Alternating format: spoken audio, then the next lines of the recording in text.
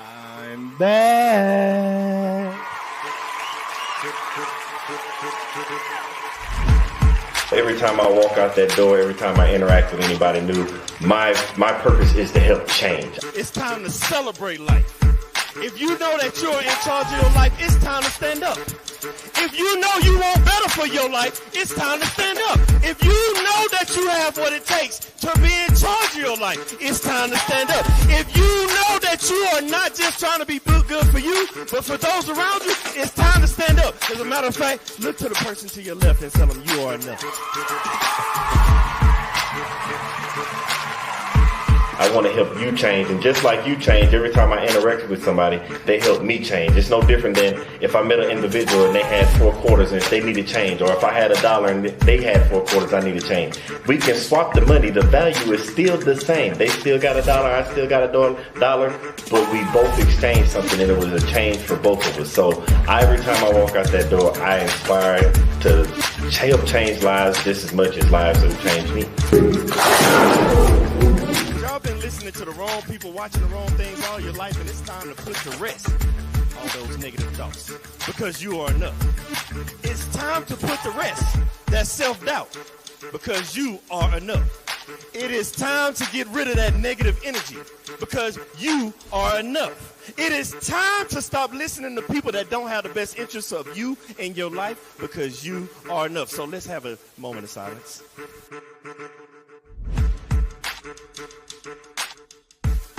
I want everybody to understand that you are the person that's in charge of your life. Everything that you have inside of you to be who you're supposed to be in life. You have a destiny, and that destiny can only be accomplished through you, by you, and only you, with the help of God. When you realize that you are the person you are, because you're not a carbon copy, there's only one you. They try to put you in a box. Society tries to put you in a box, but you can't be in a box. How can you be in a box when there's only one you? But then they tell you, think outside the box.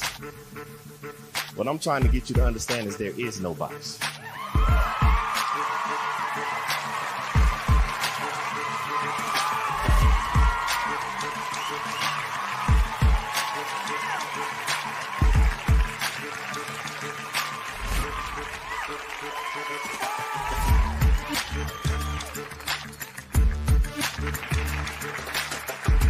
I want to pass on the things that I have to the generations behind me. By the time it's time for me to get called home and go to the grave, I want to be empty. I believe in bankrupting the cemetery, so I can't take this knowledge with me, because the cemetery is already full of brilliant ideas and unwritten books and innovative ideas. I can't take this with me, so I'm trying to leave it all here as Billy Graham Jr. to the next generation so somebody else can carry it on.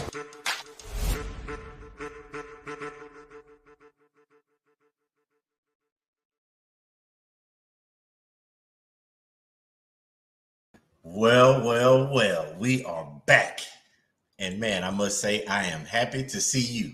Now, I know y'all probably happy to see me, but you're going to be even more thrilled when you get to meet the individual that we have coming on today. When I say she is a woman of many talents, I was just listening and reading some of the things she does, and I'm like, how does somebody find this much time in a day to get all this accomplished? I don't know. I'm not even going to try to figure it out. Maybe we might figure it out and she can let us in a little bit into her life so we can understand how she pulls all these things off. Because you hear all the time about people that are like in the beauty industry, whether it be makeup, whether it be hair, whether it be anything beauty related. But this is a different type of professional. Her professional beauty industry that she's involved with, this doesn't involve one part or one aspect of the beauty industry. It's the whole entire body. Now, don't get me wrong. I was lost. I was like, how does she do it? But I'm not even going to hold it up any longer. I'm going to let you introduce you to her so you can meet her, learn about her, learn how she does it, how to get involved in it, so that you too might want to take the path or journey that she's on. So I'm not going to hold you up any longer. I'm going to bring you the one, the only, the amazing Miss Kenyatta McLeod. Hi. What's going on? Not much. How are you? I am blessed and highly favored as always. Amen. We like to hear it. Now, before I even get going, can you tell the world who is Miss Kenyatta? I'm sorry. Kenyatta. Don't get me. I'm sorry. Miss Kenyatta McLeod. She's wild, free spirited, likes to do what she wants to do, beats to her own drum. Half Sag, half Scorpio. Yeah, we're out here. So no, I'm not gonna let you go past that. How does somebody live life that does what they want to do and beat at their own drum? Because we hear it all the time, but some of us are so like just programmed to like, we went to school, went to high school, get to college, whether you went to your career and you just on this path, just doing this. How does somebody live a life that just beats at their own drum? I don't like social norms.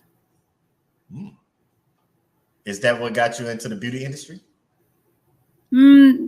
Raw talent was what got me there. Like I started doing stuff for girls in high school for prom hair. And then they were like, you're just really good at that. And then I started like, doing little side color jobs on my girlfriends in the bathroom, and my aunt, she's still doing hair. I think she's my great aunt. I think she's like 70 something and she's still doing hair. So I used to sit in the shop during summer times when I go to visit. Aunt Sarah is her name. And I used to sit there with her and watch her do it. And I was like, I could do that. I was like, but my special niche was color corrections and color. So let's go back then. Because you said you raw talent, figured it out, doing people's hair in high school, raw color and everything. What was that thing that made you say, that's what I'm great at? Or did somebody say, hey, I saw you do your own hair, or you did such and such hair? And what was that moment because people might pass their moment of knowing what their raw talent is, but how did you figure out that was your raw talent? Well, I wound up having a young, beautiful baby at the age of 21. Oh, wow. And I was serving in a restaurant for like a year and a half, and I absolutely hated it because I also have ADHD, just didn't know it for a very long time. And I don't work well with your regular type of job. Like my brain is too creative and I get really bored easy. So I was like, I want to be able to create things. I actually used to paint a lot. And when I was in junior in high school, I was commissioned to paint a mural downtown at the skate shop for like $1,000. That was a lot of money, back in, what year was that? Like 1996, 97, something like that. So hold on, because you said coloring was your niche. So basically you were already doing with colors way back in high school. The reason I'm asking that question is because people tend to think that their gift or a talent aligns with one thing. Because when you said that, most people will think, oh, she's just going to become an artist, a painter. But it ended up leading you into doing coloring of hair. Mm-hmm. I just transferred what I would do on paper onto hair instead. Okay, so somebody that's a creative, that you said you had ADHD undiagnosed all that time, because somebody out there is listening that might be dealing with it or have dealt with it or still like trying to figure out where they want to go in life. How did your creative say, if I can do it on paper, I can do it in here? Didn't really say it. It's just like, I was just kind of like, how would this translate if I could for instance, I did Van Gogh Starry Night. I took all the colors and I did a placement into a girl's hair. Oh, I didn't know they can cross over like that. I was thinking something totally different. Okay, so when you take that Starry Night and cross it over to her hair, what happens then that says, okay, I'm going to keep doing this instead of painting? It was just a different medium. I just went from paper to hair. So it's like, I'd fallen off for a long time after I had my daughter, my oldest daughter. And I just I got really kind of depressed. I kind of got bored and just I don't know, I need to do something with my life. So I was like, let's go to hair school. So I went to hair school. I mean, it started off a little rough. It took me a little while to figure out, my real flow of doing hair, but eventually it came around. Okay, so can you tell us those ups and downs? Because I think that's where a lot of people get caught up at, because a lot of people will be tracking along like, this is what I want to do. And that first obstacle, first hurdle, whatever it may be, that's where a lot of people quit. And the ones that don't quit, they'll keep going and push. But then that second hurdle, they're like, yep, I know this isn't for me. But it's those ones that keep pushing past that and get to the finish line. How does that, they don't, most people, because, you know, social media today, we don't see that middle piece. We just see people say, I started and I'm here today. And it's like, well, what happened in that middle so I can get through it? So can you tell us that ups and downs that you're talking about that helped you overcome and get to where you are now? Well, I started doing hair. Then I just kind of like, I don't know. I have a very strong personality. Okay. And not everybody gets along with my said personality. I don't look for people to like me. Not everybody's going to like you. Not everybody's going to be your friend. That's fine. But it's like when you live in a really small town, everybody, you know, keys, gossips a lot, this, that, and the other thing. So then I kind of just was like, I don't like this environment now. So I think I'm going to go and change something up real quick. And I decided to go to massage school.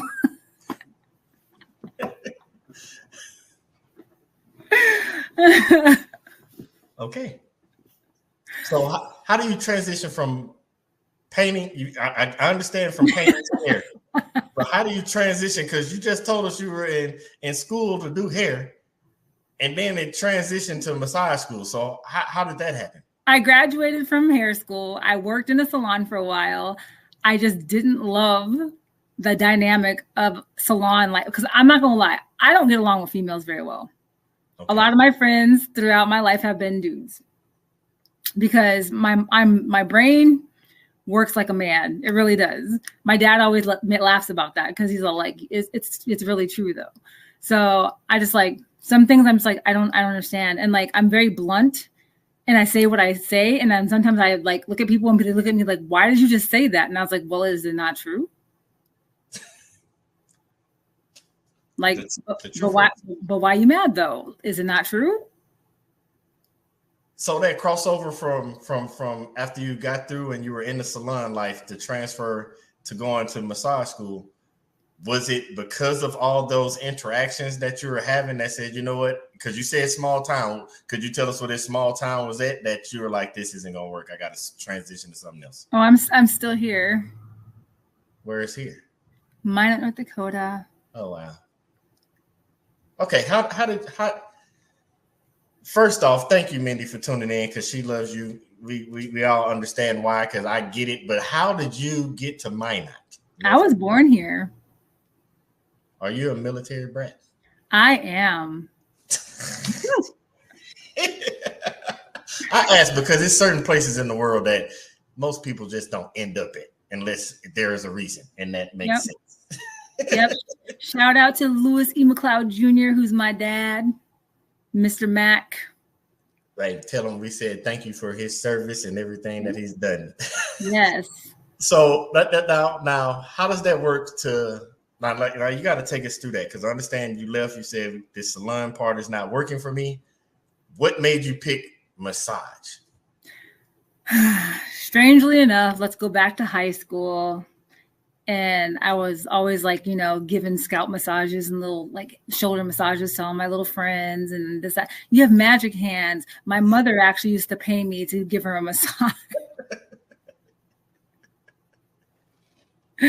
Yeah, my mom used to pay me. She didn't, even though I was, you know, angsty. I was a super angsty teenager. I was a very emo kid. And I was like, I don't want to touch you though. She's like, I give you some money. I was like, that doesn't even make it better, because I'm like, I wasn't a kid that cared about money. I just wanted to be left alone. So I was like, fine. And she's like, and to this day, I kind of have to thank my mom, because then, you know, I was like, all right, cool. And then it had this program and I was like, let me go try that. And that does have to go back with the fact that when you do have like, because I have ADHD, but I don't have the hyperactivity of it. I just have like, I get bored super fast. Like I'm just all like, I don't want to do that though. I'm wrapping my head around this, because you said somebody is like, no, I don't want to do it. I don't want to touch you. But how does that work when you were in high school and you literally became the person that was doing hair and giving massages? Like, how does that work for somebody that doesn't want to do those things? I guess it was like a foreshadow. God was foreshadowing it for me. He's like, you gonna do this. I gave you special gifts with your hands. Your hands are your gift. So you're going to go do that. And I'm like, and I'm over here. I'm like, no, I'm going to prodigal all day long. I'm so glad you said that, because so many people overlook that and underestimate that part, because we tend to want to do things our way. But how you just said, like, God's like, no, this is what I want you to do. I don't care what you think. This is who I made you to be. And you're one of those few people I'm learning that stuck with that. And then that transition, like, yeah, you might have got tired of, like, I'm not doing a salon life, but then you went into massage. So when you did transfer into massage after salon, how long or where is that taking you after that? So I did massage for about 11 years. I started it here in North Dakota, but then in 2007, I moved to Seattle, Washington, and I did it there for quite some time. I got to like work in the really cool like spas and stuff like that. And that was cool. And then I wound up meeting my ex-husband, and I had my second daughter. And then I kind of just like, yeah, things got a little wild after that. Did that little while after that, you just say, did that transition you to something else outside of massage? Because you say you did that for 11 years. Yeah, it transitioned me to just being at home with my youngest for a little bit, for about 2.5 years. And then we moved back to North Dakota because I was like, I need a support system, because I did not have one there. And I really missed my dad. And then also I didn't get to grow up knowing my grandparents well. And my grandfather passed away when I was 16.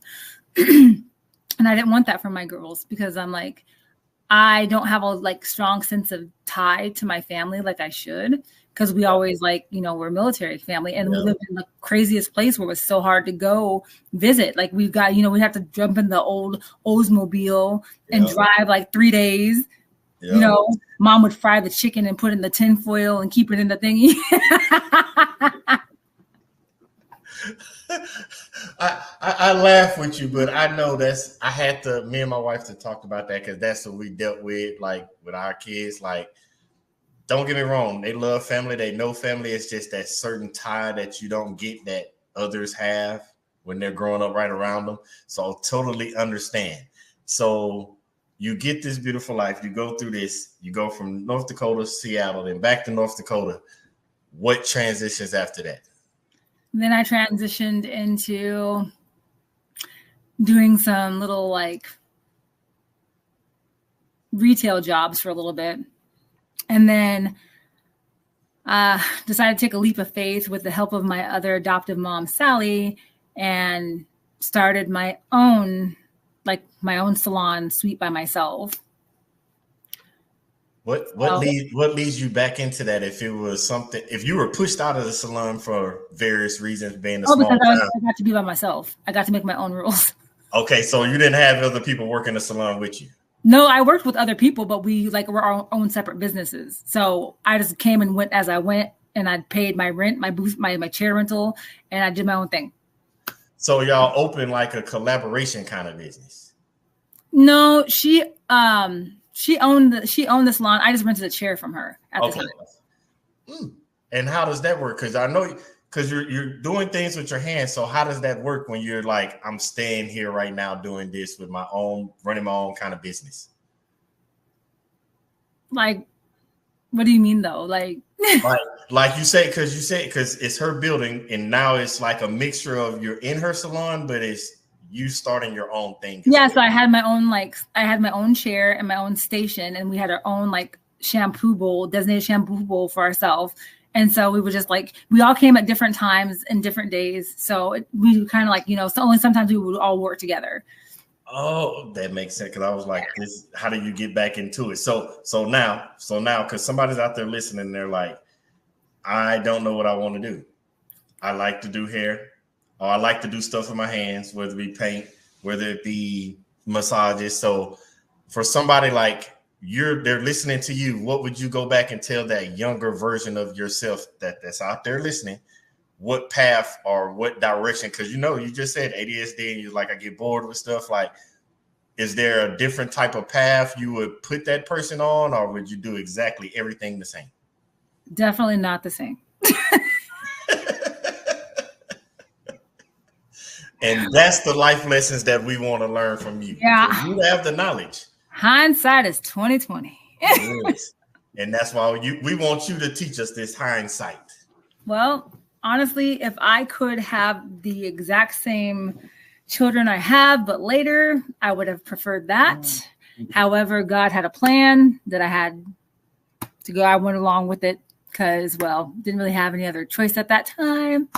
But I have two of the most beautiful girls. My oldest daughter is amazing. She is so smart, so gifted. She's just, I don't know. Like, I always tell people, like my sister says the same thing about her kids, but like my first child was sent to save my life because I was doing absolutely nothing. I was just all like, I don't know what I want to do with myself. I was just working a job that I absolutely hated because it's like a 40-hour work week. I was like, I can't do this. It's like, I don't love it. And then my second little Spitfire wild child of the world was sent. She was sent to enrich it and give me like a lot of gray hair. Oh, wow. I love it. I love how you say that because, now, don't get me wrong, I believe all kids are blessings. But it's crazy how as parents, each kid does something else and means something else for your life. And believe it or not, they don't know that they help catapult us to do other things and be better for not just ourselves, but for them, to help them have that better life.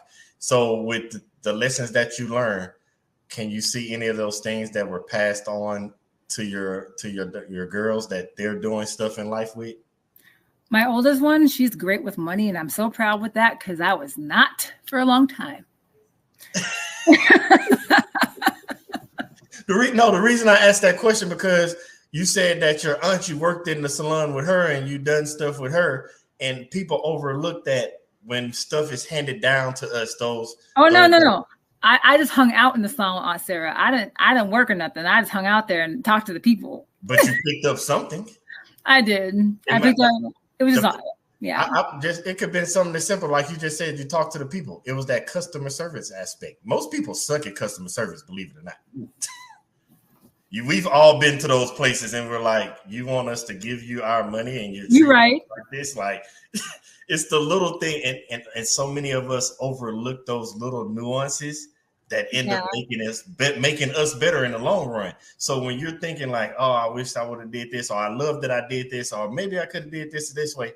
People have picked up stuff from you. I picked up something from you just from talking to you in this 20-some so minutes, like those little nuances. And I'm like you just said, like, oh, she learned with the money finances because I wasn't, but you gave her something that made her say, all right, this is what we need to do. So I say that because, as you said, your hands, whether it be you doing somebody's hair, giving them a massage, that customer service, you gave them something to make them feel better about themselves to go do great things. And people don't realize that's how your gifts work, and you're utilizing them at a very, very great pace. So now I got another question. What? Because we transitioned from painting, we went to hair, and then we went into massage. Yes. What was the next transition? The next transition was back to hair, but specifically to coloring the hair. Coloring the hair. Was that what you were doing into your own, when you had your own business with the... Yeah. That's what you were doing. Okay. Is that something we're still doing today? Is that still your primary objective, coloring hair? No. I knew it wasn't, because I don't know why I did that, because you said, nope, I get bored with something and I'm going to... What is it? What did we move to after color? The reason I'm asking these questions, and it's so ironic, because I know a lot of people, I'm kind of like that, but I'm not. I do it on certain things. But I know people that are so great at so many things. What do they call them? A jack of all trades. And you can dibble and dabble and do that and be great and successful in so much stuff. So I already knew when I asked that question, I should have knew the answer, that you transitioned from coloring hair. I did. What was the next thing? I'm currently apprenticing at Nickel and Dodge here in Minot, North Dakota, which is a studio where they do facials and spa and microchanneling, all the good things to keep you looking lovely and young. But now I'm apprenticing to be a cosmetic tattoo artist.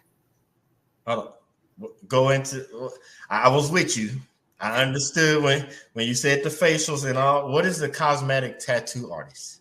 So if you have people that you say they have alopecia or they had cancer, or, you know, they just want to not have to do their makeup in the morning, tattoo their eyebrows on, can tattoo their eyeliner on, can tattoo their lip color. That doesn't hurt. Nobody said that. Because I have tattoos and I'm thinking about the places I got them. I know what it felt like getting them. But then I'm talking about even if I have a bump on my face and I try to pop it, I'm talking about water just starts coming out my eyes. Like, how do you tattoo somebody's eyeliner? That's eyeliner is hard.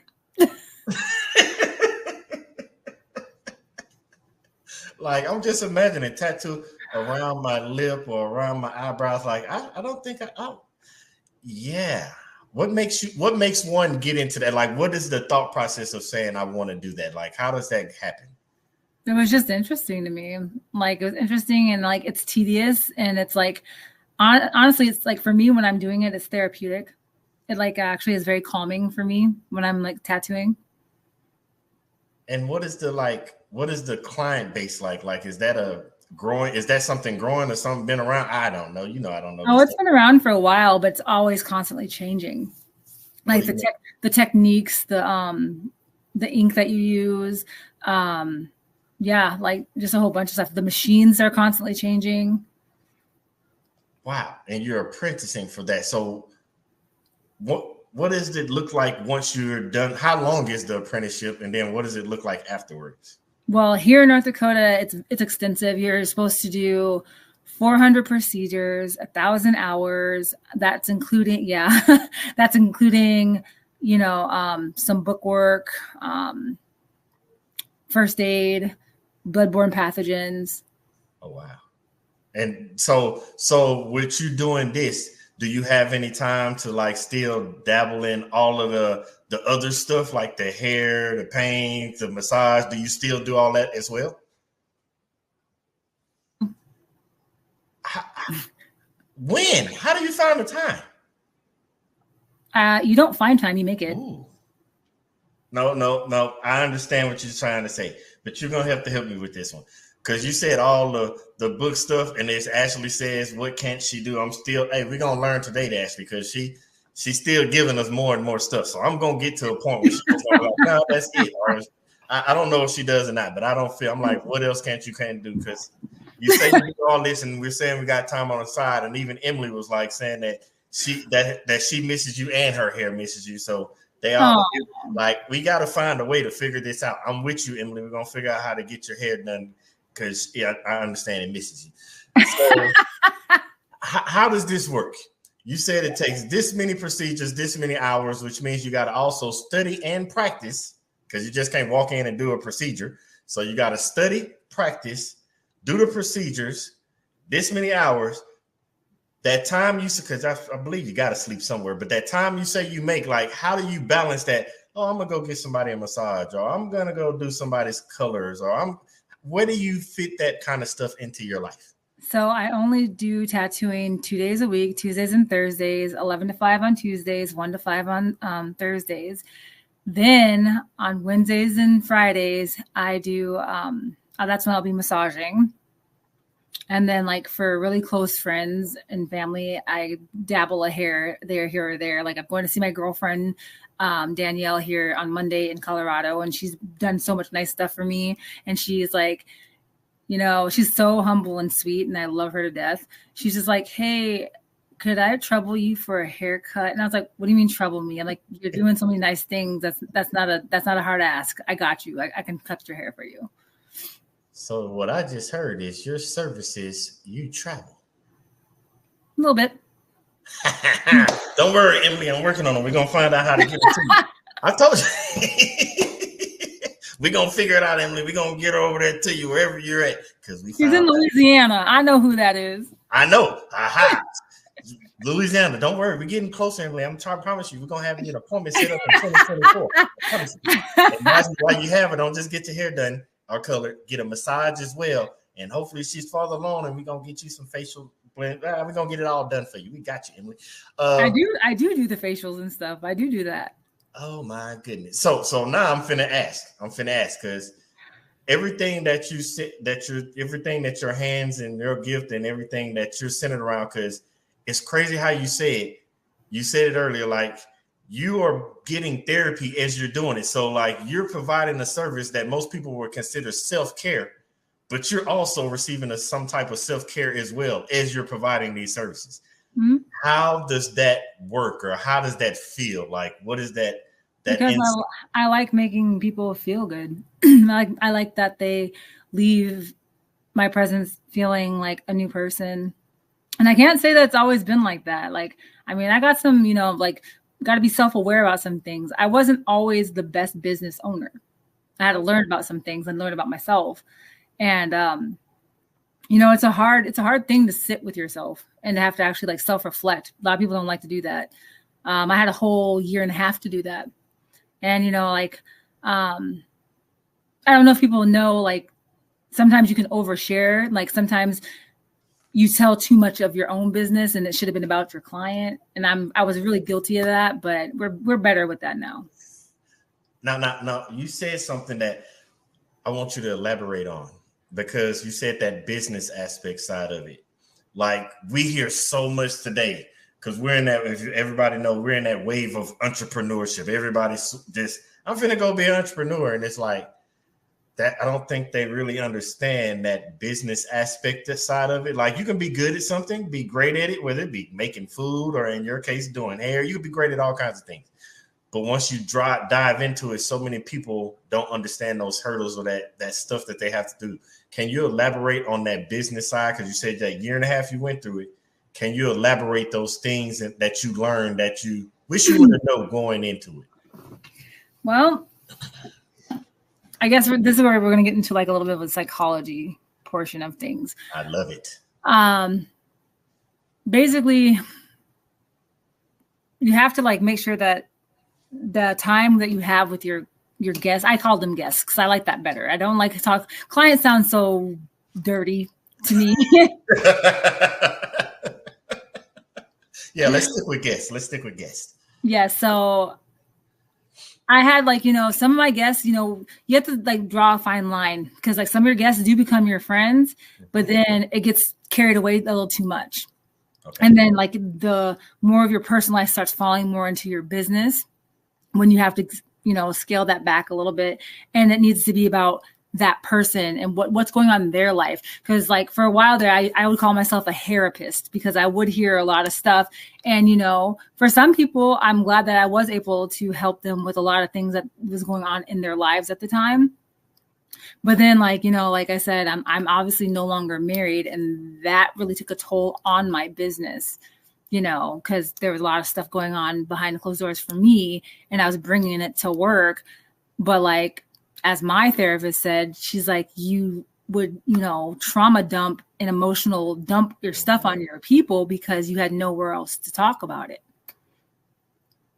Wow. I never thought about that. So it's what you just said, which I want people to understand, because okay, let's put it this way. I used to listen to motivational speakers all the time. I was that individual, like I would try to give that inspiration to others, like, pouring into others kind of thing. And then somebody asked one day, and it was like, if you're the person doing all this, sort of like a motivational speaker, who motivates the motivator? And so what you just explained to me as a business owner, which I want other entrepreneurs, future, present, all that, when you're thinking about going in business or you're doing this, you have to have that level of a person that you can talk to, like Kenyatta just said, a therapist or whatever, that family friend, whoever it may be. Because as the owner of the business, it can't be your guest and it can't be your workers. It has to have somebody.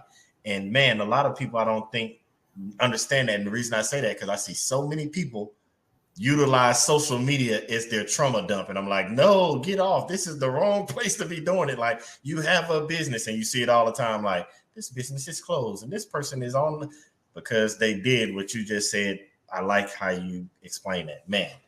So now that you know that, and you're doing juggling all these tasks and got all these different hats, what is the next phase for you as you continue to go through with all the beauty care, the tattoo, facial tattoo, like all of it. Like, what is, knowing what you know now with all this information you've gained over this time, what is the next?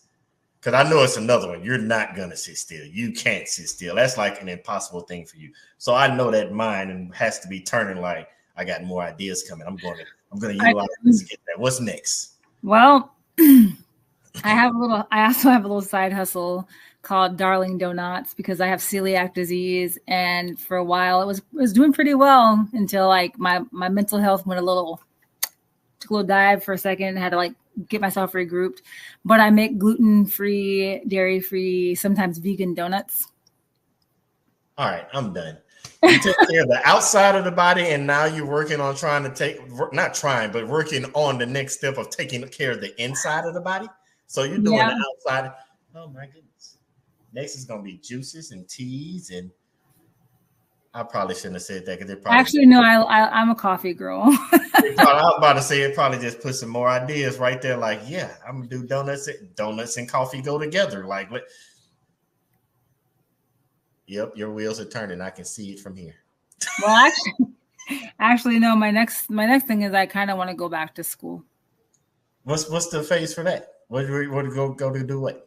My actual love wasn't actually any of the things I do. Okay. What is your actual love? I wanted to be a doctor. So again, taking care of somebody with your hands. Mm-hmm. I love it because I want people to understand what you just said, and I don't want to miss it. Like, whenever you're utilizing gifts, purpose, whatever, however you want to phrase it, it's more than one way to utilize it, and you have utilized all these different ways. And I like what you're doing because people skip certain phases.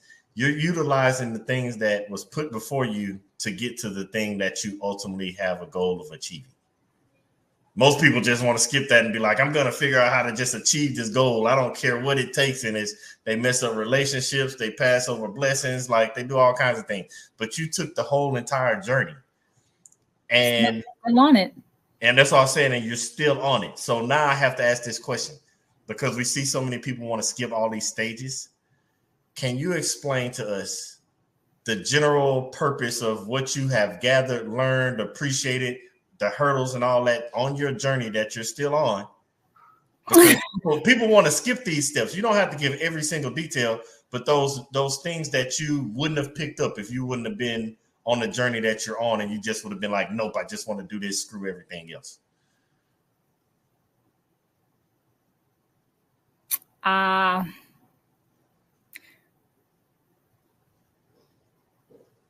It's just not a thing. Explain.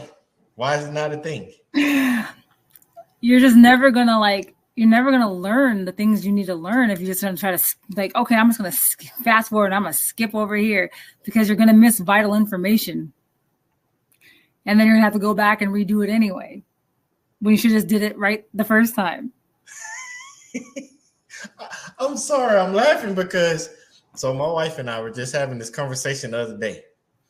And we just think about the social media when right after the COVID and all that hit, pandemic, we were in the house, and you went with people that had like 0 followers, 0 people knew them. Then they had this idea and did a little YouTube research, YouTube University, and made a course. And they said, I'm great at this. And then they blew up and had thousands of followers. And then like a year or two later, they're like, this is going crazy. This flopping. Things are going bad. And me and my wife were talking about it, and it was like, because people miss those stages in the middle. And so when they get to a certain point, they don't know what to do because they didn't do the stages. It's like telling me I'm going to take a kid in first grade and be like, you're going to high school. And they're going to be like, what? Like, you can't skip that in the middle.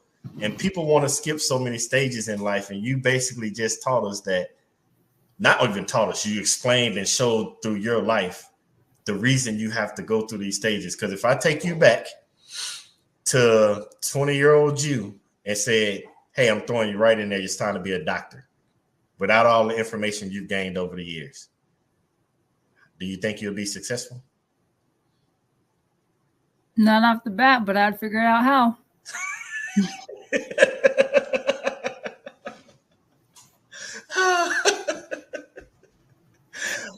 Of course, you're gonna figure out how, because you're gonna run into the mistakes along the way.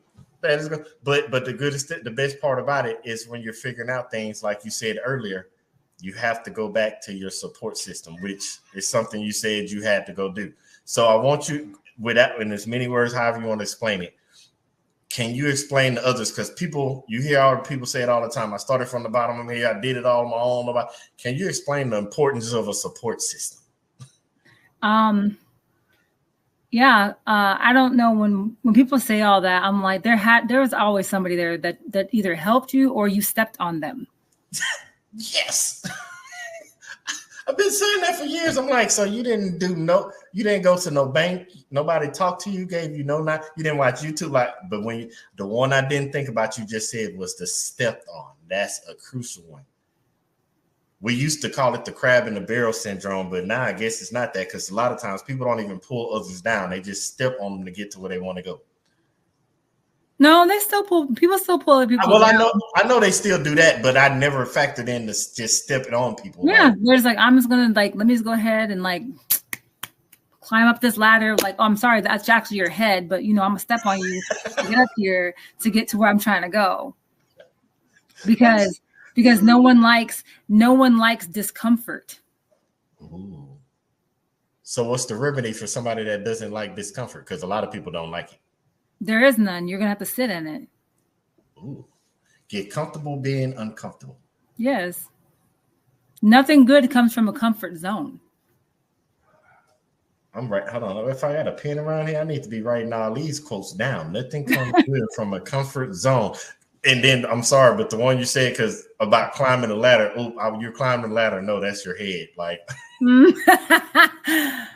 I'm gonna have to use that one. I'm gonna have to borrow that one, because that was pure gold. That wasn't a ladder. That's your head. So with knowing this type of stuff and thinking back, can you picture those situations where, based on what you just said, it wasn't a ladder, it was a head, or you need to sit in your comfort zone, or this person crab and barrel syndrome? Are you able to pinpoint those moments where in life, yep, somebody stepped on my head, or I should have sat in my comfort zone, or yep, somebody pulled me down so they can go up, or I accidentally pulled somebody down trying to get up?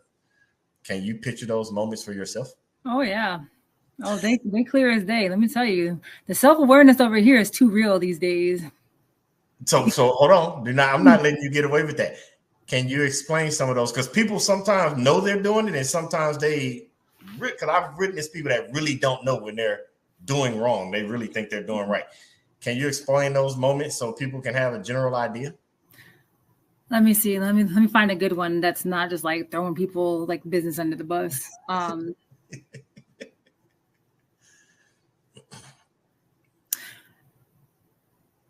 Basically, okay, so for instance, let's use a relationship, between male, female, male, whatever. But you know that something bothers that person, right? Okay. And you know that it makes them feel bad about themselves, but you still continue to do it, even though they have told you multiple times, hey, this makes me feel this way. And you keep on doing that because you think in your own head that, hey, it's okay. They'll get over it. But you just actually created more trauma for that person. Oh, that's a good one. Not knowing, because not everybody knows, obviously not everybody knows what people have gone through. And that's why I have become so much more accountable for how I treat other people now, because my behaviors back when I was younger weren't always the best. I'm not going to lie. I had a lot of toxicity going on, but that's also because I didn't realize the trauma that I was dealing with, or that I had suppressed in my brain or compartmentalized, and it was kind of seeping out. Oh, yeah, I can agree with that. I've been there too. And, not only was it sitting here, I'm trying to build a foundation of, being a better person, but yet trying to build this foundation of a business, or trying to teach my children certain things. But they're how they tell you people learn by what they see. Yep. You lead by example. Yep. So what exactly are you teaching other people if you're not even paying attention to what you're actually doing? Ooh. It's amazing you said that, because even me, when I've talked to therapists in the past, one actually said that I had taken most of the trauma that's happened in my life, because some people reject trauma and they're like, nope, I'm not incorporating that. I'm learning from that. I'm not going to be that type of person. But some of them do what I did. And I wrapped the trauma so much into my life that it became part of my being. And so I was going through life doing things thinking it was correctly because I made it a part of me, not realizing like, no, I need to probably not make that a part of me. It's something like, okay, put it like this. It's like an addiction, like somebody that takes on an addiction, whatever it may be, and it becomes part of their life. So they're addicted to it. To them, they're like, this is a part of my life. This is what I have to do. And it's like, because it's normal. It was made normal for them. Normal. And so many of us do it. If you left it up to me, I would say everybody needs a therapist, especially in the case of what you just said, relationships, whether it be with another person or whether it be your business, whether it be your guests, like your family. I think we all need to figure that out, because we have a tendency to take that on. And I say that because, as you explained it, it becomes a part of your journey, and that can dictate whether your journey goes the correct way or the bad way. Well, because it's so much easier to blame shift and project and deflect all your things to other people, because it's like, no, you. That's one huge thing I learned is I don't use you statements anymore. Okay. Instead, when I talk, I say, I feel, and then I go into what it is that I feel. And then my biggest problem I have right now with people is the fact that your feelings are not facts, people. Ooh. The heart is treacherous. It will lie to you. Yes, it will. I wish more people got what you just said about your feelings are not facts, because if everybody started to look in things like that, I call it, we're kind of like in an entitlement part of life right now, where everybody's entitled to believe that because I feel this, I'm right and everybody else is wrong, unless you feel like I feel. The people that feel like me come over here, everybody else is wrong. Yeah. And so many people are walking through like, and don't get me wrong, I don't like blaming social media, because social media has a lot of positives. It does, but like it's just what's being. Because if I got an opinion, I can go on social media and find people that agree with me. Mm-hmm. Back in the day when I was growing up, well, we were growing up, because you just alluded to when you said the 90s thing. So I'm going to take that, even though I don't believe it, but I'll take it. I need to photo ID one day to believe that, a driver's license, passport, birth certificate. I don't care to believe it myself. But for the time being, I will go with you. When we were coming up, because we were raised in just our environment, if I had a feeling or a thought about something, if there wasn't people around me, I had to be like, well, maybe I'm wrong.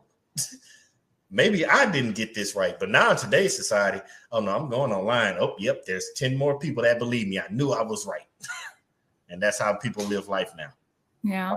The likes and the comments. Yeah, and where are those likes and comments and all these followers going to get you later on in life? What is that going to do for you? What does it mean? Nothing. Because none of them are going to be there at the end of the day.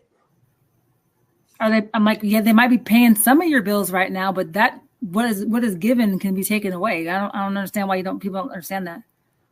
Ooh, I like that. What's given can be taken away. Most people overlook that as well.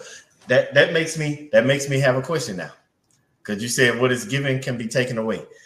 While you're on the journey that you have been on and the amazing things that you've done, what do you see the giving looks like? Because you just said that you learned from therapists, you've taken away certain aspects of your life, like this can't come with me going forward. What are those things that, because you say you like to help your guests, you like taking care of people, helping people. What is that next step with you with the giving away to people? Because you've learned that when I give to people, it not just makes me feel good, but it does better for people. Mm-hmm. I guess I know I can't, like, obviously I can't fix people. I can't, make them follow suit or whatever. What I can do is give them a vital piece of information let them sit on it, marinate on it, and hope that it plants a seed. I just know that I don't want people to have to experience a lot of the things that I have, because it was rough. I used to be quite the oversharer, but now I've become a little bit more reserved in what I share with people, and I'm a very big observer of people. I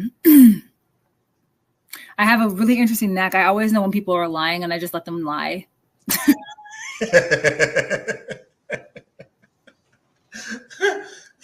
That's pretty good. I like that.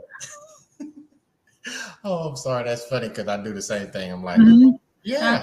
And when did it happen? On Wednesday? No. Like, I let them just run with it. Mm-hmm. But one of my gifts and my guilty thing is this memory I have. People forget what they lied about. Mm-hmm. And when it comes back around, be like, no, but you said this. No. And they make the lie deeper. And I'm like, okay. Yeah. Whatever. Because they forgot. They forgot. Oh. Now, okay, because we're wrapping up. But before I even do that, because you said because they forgot. Just in this right at an hour, we've done this talking, and this people thank everybody for tuning in that's been listening. And I don't want them to forget. So I'm going to use you to help them with all the stuff that you're doing on your journey. Mm-hmm. If you can go back, and it's two people I want you to be thinking about. The person that's listening at this, that is the age when you got started with it. I'm talking about all the way back to the painting throughout your journey. If you can go back and guide the younger you on this journey, what's that consistent piece of advice that's turning over in your head? Like for example, me, one of my scriptures is whenever I'm faced with something, it's like I can do all things through Christ that's strengthening me. Like, what's that little piece of advice you would keep reminding yourself along your journey, starting back then, to help you continue to progress, to be better and where you are right now? To be careful who you let close to you, because not everybody's meant to eat at your table. Ooh. Yeah, that's to the point. There's no correction. That's just, I want people to not understand what you just said. Like, because remember, we talked about social media throughout the night. And everybody is not for likes, friends. It's just going to be that person because don't get me wrong, there's people that are in your life for a season and a lifetime, but they're there for a reason. That's my favorite thing. Reason, season, lifetime. I live by that. She just gave it to you twice. The people that come to your table and everybody ain't allowed to sit there, the people you let in your life. And that thing that she just said she lives by. Reason, season, and lifetime. You have to know who those people are as you progress through life. Because everybody's not supposed to. Don't put somebody in the category they're not supposed to be in. Don't put a person that's for a season and try and make them a lifetime person. Everybody has a cap. If this is their cap, once you help them and they've helped you and we reach that cap, sometimes we have to part ways. Not saying they can be your friend. Not saying you still can't communicate, but they just might be at that level where you are right now. A great example of that is Emily was always getting her hair done by We reached the cap where Emily had to move. That doesn't mean that her and Kenyatta are not still friends. Nope. It just means that after she goes to Colorado later on this year, that when it comes 2024, we're gonna have to get Kenyatta over to Louisiana so that Emily can get her hair done. And actually, I'll have to go to New Mexico. Oh, New Mexico! I thought you said Colorado. No, she lives in Louisiana right now, but she's moving again. Well.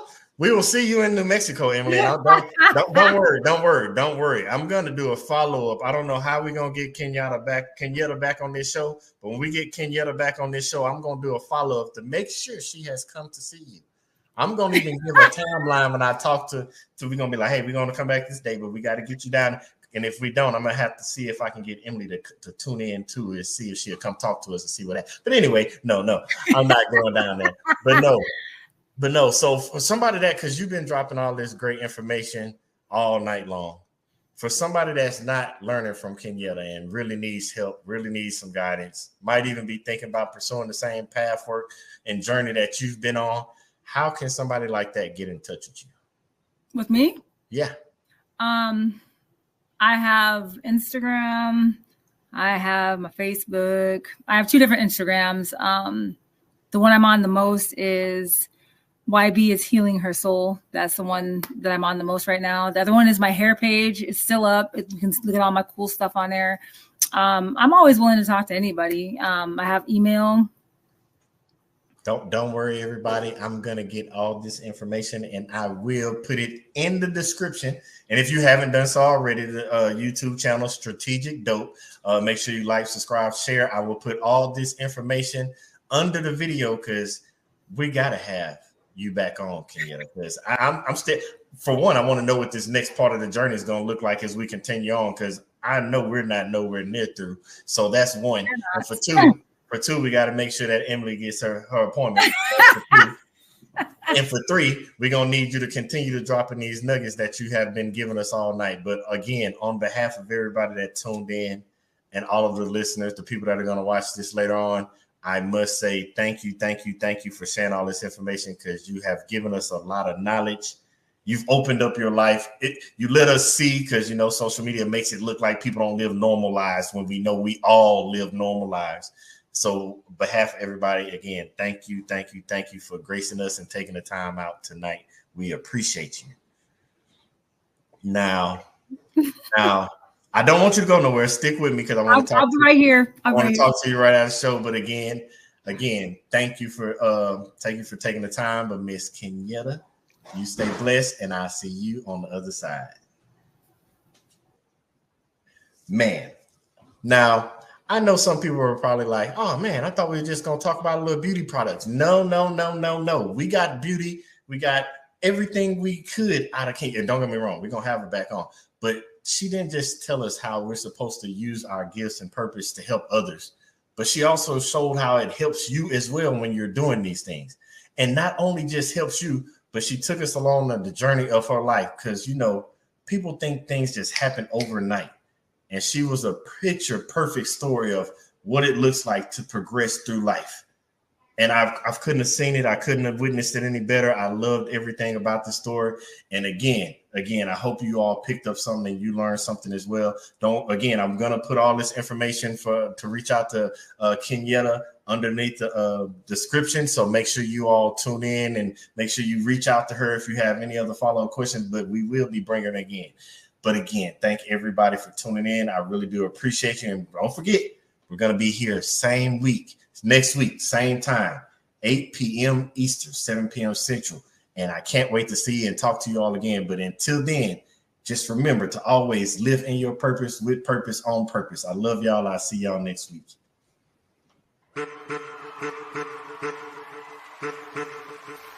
I'm back. Every time I walk out that door, every time I interact with anybody new, my purpose is to help change. It's time to celebrate life. If you know that you're in charge of your life, it's time to stand up. If you know you want better for your life, it's time to stand up. If you know that you have what it takes to be in charge of your life, it's time to stand up. If you know that you are not just trying to be good for you, but for those around you, it's time to stand up. As a matter of fact, look to the person to your left and tell them you are enough. I want to help you change, and just like you change, every time I interact with somebody, they help me change. It's no different than if I met an individual and they had 4 quarters and they needed change, or if I had $1 and they had 4 quarters, I need to change. We can swap the money. The value is still the same. They still got $1, I still got $1, but we both exchanged something, and it was a change for both of us. So every time I walk out that door, I inspire to help change lives just as much as lives have changed me. Y'all been listening to the wrong people, watching the wrong things all your life, and it's time to put to rest all those negative thoughts, because you are enough. It's time to put to rest that self-doubt, because you are enough. It is time to get rid of that negative energy, because you are enough. It is time to stop listening to people that don't have the best interests of you in your life, because you are enough. So let's have a moment of silence.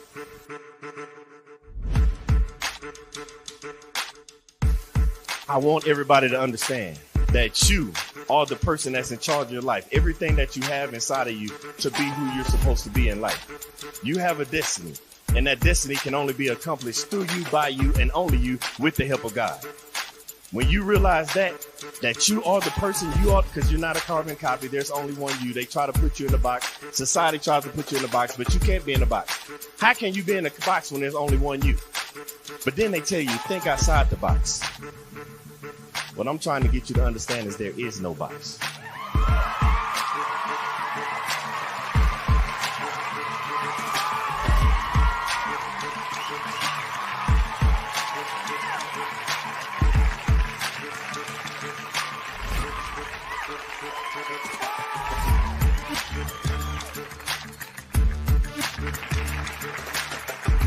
I want to pass on the things that I have to the generations behind me. By the time it's time for me to get called home and go to the grave, I want to be empty. I believe in bankrupting the cemetery, so I can't take this knowledge with me because the cemetery is already full of brilliant ideas and unwritten books and innovative ideas. I can't take this with me, so I'm trying to leave it all here as Billy Graham Jr. to the next generation so somebody else can carry it on.